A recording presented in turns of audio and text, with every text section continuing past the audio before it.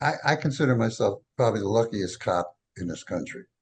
I started off in all the three departments on patrol, as every police officer has to do. And in Miami, the same.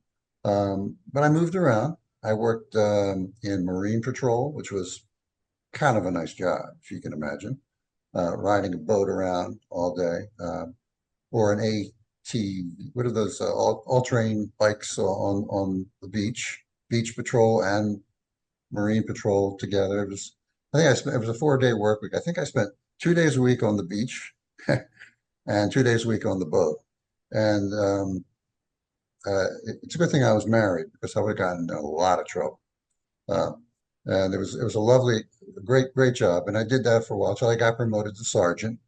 And then I went back to the streets, of course, and I had great crews working for me. And um, I did that for 5 years. Had some pretty hairy experiences. And But then I got promoted to lieutenant, spent a little more time on the street as a lieutenant, but then got asked to come to be commander of the crime prevention unit. And from there, uh, an old sergeant of mine who knew about my background in the theater spoke to the chief, and I was asked to come and be the commander of the public information office, which was absolutely perfect for an old ham actor like me. And I was able to go to crime scenes and construct really good sound bites uh, that I knew were going to get on the air, speaking to the cameras and to the reporters. Um, and the chief gave me carte blanche to staff my office any way I wanted, and I staffed it like I was casting a show.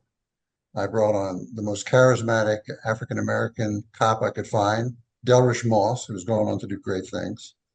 Um, a great Hispanic officer, Angel Calzadilla, who sadly is no longer with us, and he was just wonderful, wonderful.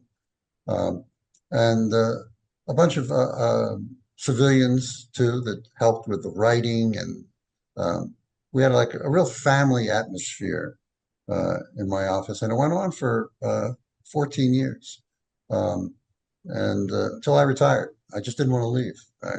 It was like I had my own little theater movie company. Um, Reporters would joke when they would call me and say, so tell me, Lieutenant, what movie are we going to make today?" So I said, "Well, there's a pretty interesting homicide last night. Come on over. We'll make a movie." And they did. And I found that when I told them the story was interesting, they respected that and they came and did the story.